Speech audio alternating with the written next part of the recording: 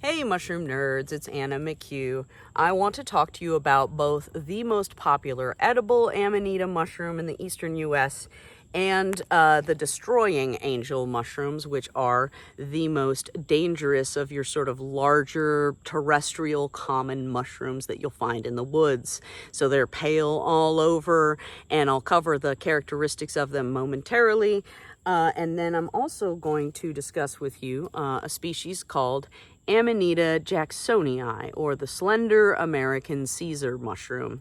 This is but one of 99 plus, I believe, Caesar mushroom species that grow worldwide, including many of them that grow in the eastern US and are very, very numerous in our oak forests during summer. But before I dive into that information, I want to send my love, support, and concern for folks who were affected by Hurricane Helene. There was a lot of devastation, and if you are not affected by the storm, I strongly encourage you to get involved and find ways that you can support those communities as they rebuild and recover from the disaster. All right, so let us talk first about our destroying angel mushrooms, and then I'm going to talk about Caesar mushrooms, both Amanita jacksonii, so that very distinctive edible one, but also some of our other Caesar mushroom species. I'm also going to, depending on my stamina, get into a little bit of lurid and perhaps dubious Roman history for you, but first, let's talk about mushrooms that you should really know from a safety perspective. So, Amanita bisporagira is one of the most numerous destroying angel mushroom species in the eastern US. But there are many of them. Most of them are around this size, so they're kind of tall and pale white all over mushrooms with a really pretty membranous ring on the stem. That's called an annulus. That's the name of that feature, and it is the remnant of what's called a partial veil. So you can see this nice sort of scalloped and thin but also membranous material clinging to the margin of the cap. That's going to leave a beautiful little ring on the stem when it separates.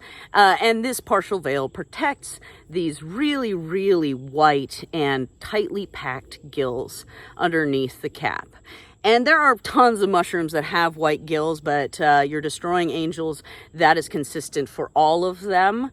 And most Amanita mushrooms have white gills, but that is a feature that, like, if you want to avoid accidentally consuming a dangerous Amanita mushroom, you can start by saying, I'm just going to avoid all mushrooms with white gills. You will pass by many, many hundreds of things that are non-toxic that way. But if you just want a very, very basic heuristic, that's a good enough one for avoiding your deadly amanitas, which are, we have a lot of mushrooms that are toxic that will make you barf, but these will do serious damage to your liver, potentially kidneys, and can be fatal if consumed. As you can see, I'm handling it with impunity. This is a mushroom you have to consume in order for it to hurt you, as with all mushrooms. So the other thing that you can use as a really basic way of staying safe is to avoid small brown mushrooms that grow on wood. But in general, the small mushrooms are really hard to identify, and there is a genus called Gallerina that has some really toxic mushrooms in it, and they're beautiful. They're sort of small and little golden orange. The species we have in the southeast is called Gallerina marginata, and it has a beautiful little margin around the cap, but it has the same toxins as these white-gilled destroying angels.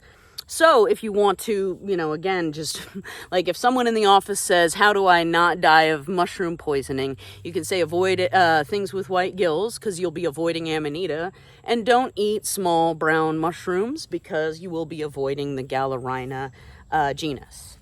All right, so Besides that, I think the universal veil tissue that clings to the base of this mushroom is why I'm going to guess that this is Amanita bisporagira. So, as I mentioned, there are numerous destroying angel species, and they all share the characteristic of having what is called a universal veil at the base. And so it's kind of like a cup of tissue that protects the baby mushroom, but in the case of these destroying angels, it's small and frail, and sometimes it smooshes in and is covered in schmutz when you encounter it. But regardless of all of these features and whatever has happened to the mushrooms throughout the course of their maturity, the destroying angels are all sort of matte and plain pale, or most often white on top. And so a lot of Amanitas have features here or colors, but your destroying angels are just sort of a flat, matte white. When they're wet, they can be ever so slightly sticky, and so you get, leaf litter and things stuck to them, but they have no warts. They have no striations, which is one of the most distinguishing features for the Caesar mushrooms and Amanita Section Caesareae. It is just sort of a plain little white bloop. So you want to avoid this mushroom and things that look like it. And there are some destroying angels that are much larger. And you also have different kinds of destroying angels depending on where you are. So the information I've offered is relevant to the eastern U.S., but destroying angels worldwide are that white pale situation going on. But all respect to the mighty regional field guide as a way to get familiar with mushrooms. I am going to sidebar just for a second on my favorite resources for learning. So I love regional field guides because, well, they're a lot less daunting than a field guide that covers a massive amount of territory, including what I view as the Great Divide of mushroom species, like west of the Rocky Mountains and east of the Rocky Mountains. You have a very, very drastically different genetic mushroom population. So if you have like a book for North American mushrooms, it can be hair-raising if you're just getting started. Regional field guides are a lot more chill because they're showing you things that you'll commonly see. Additionally, they get you familiar with the format of how people look at and describe mushrooms in their minds. And I'm going to use this Amanita jacksonii as an example.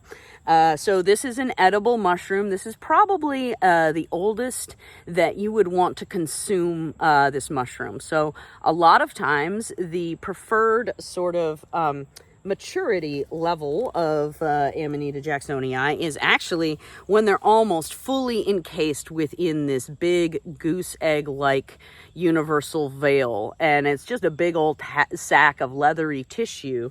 And so when they're babies, you have sort of this emergence of an egg, and you'll have a little bit of this really gorgeous crimson sort of start to emerge from the top.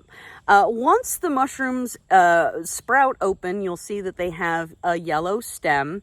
In the case of Amanita jacksonii, the Slender American Caesar, this is probably the most important feature for distinguishing it from the other Caesars. I will say there's like 99 plus, I think, Caesar type or Amanita Section Caesareae mushrooms worldwide. I think I maybe already said that. And a lot of them are kind of hard to tell apart and a little bit cryptic. Like, to that point, I am holding a mushroom that I'm really tempted to call Amanita arkansana, and it's a beautiful sort of yellow bronze Caesar type mushroom. But it is very possibly another species altogether, Amanita banningiana. So a lot of them are really cryptic and hard to tell apart, but Amanita jacksonii, popular edible, and it has this cottony sort of burnt orange material on the stem, and that leaves little sort of oftentimes patches that are sort of spiky or chevrons. And so that is a really gorgeous and distinctive feature for Amanita jacksonii in particular. Books list Caesars either alternately as all edible or, maybe not, caution advised. And the reason for that is that ambiguity I was just pointing to, as far as like there are a lot of species that are cryptic that we don't understand well, and then also without a proper workup in a mycological laboratory, not enough definitive information to call it one thing or another. But nice for us that Amanita jacksonii is really abundant in the summertime in oak groves, and it has, again, that cottony material that's very you'll find mushrooms that look very similar to this, and they're just a pale yellow stem, and so that's a really good tell for this species. I'm going to open it up and show you what it looks like on the inside, and also show you why, when they are young, that is their sort of preferred part of the life cycle for eating. Okay, this is one of the very few wild mushrooms that you can consume raw. All wild mushrooms, besides a very, very few of them, including Amanita jacksonii, should be cooked thoroughly. And this mushroom I bring it home a few times a year and take a little snack of it. You can put a little bit of olive oil on it, salt, etc. And it's just sort of like a flavor of the woods, and one of those things that in a sensory way connects me more to where I live. But I am not as wild about this mushroom from a culinary perspective as the Caesars, like the ancient Roman Caesars, after which this whole section of mushrooms are named. But when you open them up, you can see the inside of the stem, which can be consumed, is white, and you sometimes have a little bit of cottony material in there. And it reminds me of a small plant that you split open the stem and you have sort of a cottony interior that you can scoop out. The cap, and this varies a great deal as far as color. I'm really digging these because they got rained on. And so you do have sort of crimson, scarlet, yellow, but they all have striations or stripy grooves on the margin. And when they're little, if you look closely enough, you can usually see that. My light is a little dicey, but the Caesar mushrooms, that striation is consistent, and you can feel it around the perimeter of the baby. All right, so you can see we have what's called a partial veil. So it's a protective layer of tissue that covers the mushroom's gills, and that leaves a really beautiful, what's called an annulus or ring on the stem. And it's sort of that same orangey color as the chevrons, the cottony material on the stem. But when these gills are really tightly packed, that is when the mushroom is sort of firm and best for consuming. Unlike a lot of other Amanita mushrooms, many of the Caesars, not all, but most of them have yellow gills. And it's a little bit of a pale yellow, but Amanita, like if you were to look in a book that has an Amanita chapter on it, the introduction of that chapter would talk about white gills, and it would talk about destroying angel mushrooms, and it would talk about warty mushrooms like blushers and Amanita muscaria.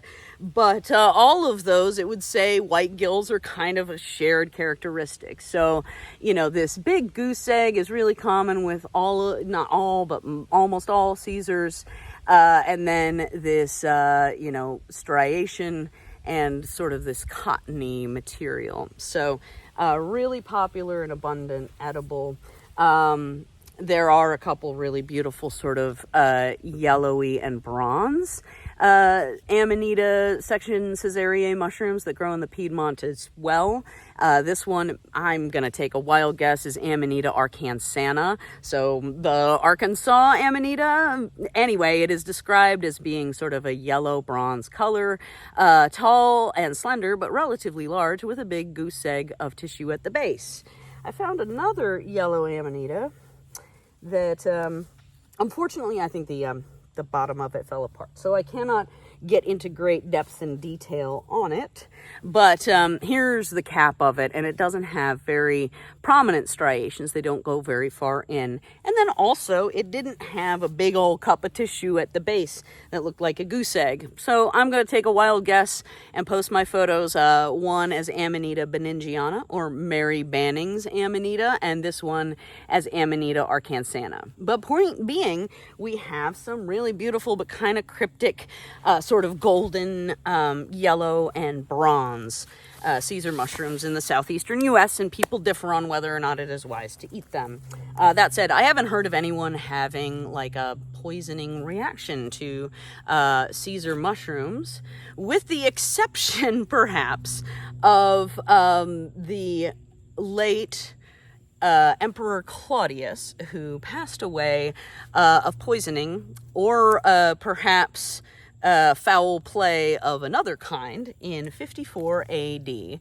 I'm going to talk about that very, very briefly, because it is it's kind of an apocryphal story in mushroom land, that Emperor Claudius, let's back up. I started to get into Roman history without setting the stage at all. Okay, so we're in the Roman imperial period. The Caesars are in power and have been sort of like handing off that torch between, we're really in an imperial sort of dynasty at this point.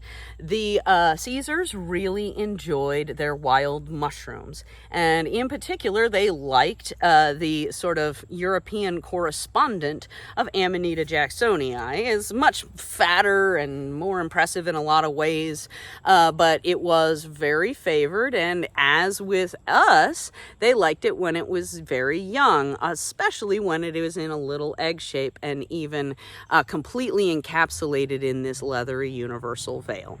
So, Emperor Claudius was not the most popular and not the most macho of the Caesars. One could say he was probably the very first of that legacy that was a little bit more on the retired, unimpressive side. He had big ears. He was just not very well loved, and certainly wasn't the, bold, brash Caesar that crosses the Rubicon and smashes the Roman Republic, etc., and so on.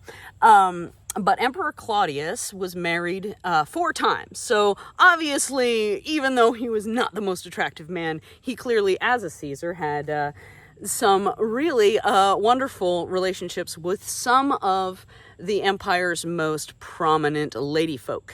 And his 4th wife was named Agrippina, and her biological son that she brought into the marriage with her was a fellow you may have heard of. His name was Nero.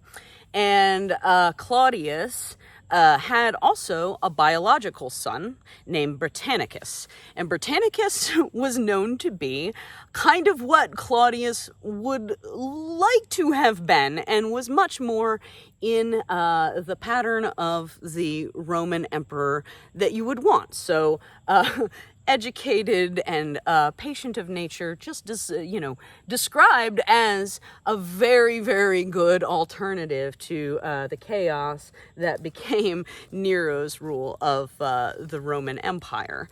So Agrippina was a little bit peeved. She thought that Nero, both because he was older and because she liked him more, I guess they were cut from the same cloth of sort of sociopathic, she decided she was just going to do away with Emperor Claudius and work to get Britannicus also taken care of. And Nero did that by way of poison as well. So, we have some really fun sort of murder stuff, a lot of murder stuff that happens in the ancient Roman period. But this is probably one of the most dramatic. So, Agrippina reportedly brought wild mushrooms to Claudius and had... It basically served him Amanita eggs that were poisonous or deadly. And so he basically got very, very ill and died shortly after a large feast. And so ostensibly and apocryphally, This is one of the reasons that if you gather an Amanita egg, it's important to determine what color it is and what its features are. So your Caesar mushrooms are really brightly colored, but when they're encapsulated in this big old goose egg, that color can be not very evident. So don't end up like Emperor Claudius. I think the very first step there is don't marry Agrippina. Don't associate with people like Nero. Lots of other, I think, good advice that probably doesn't have to be shared in the 21st century.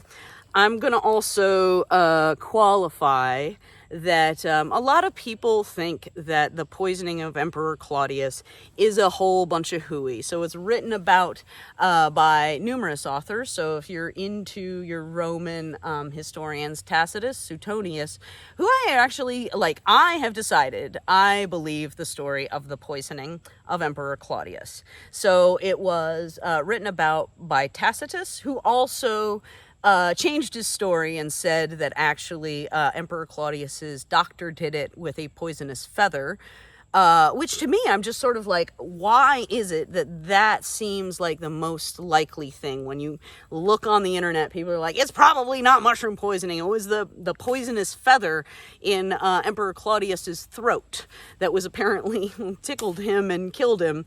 So anyway, Tacitus said both that it was wild mushroom poisoning because of Agrippina and also because of this, throat tickling situation. Suetonius also wrote about it, and then, most amusingly, Seneca. Now, his description of the situation, he wrote a satire of many of the, brutal comings and goings of the Roman Empire. And so you must take with a grain of salt that this is from a satirical piece of work. But I do want to share with you probably my favorite passage from the sort of very, very limited amount of literature and lore that is associated with wild mushrooms.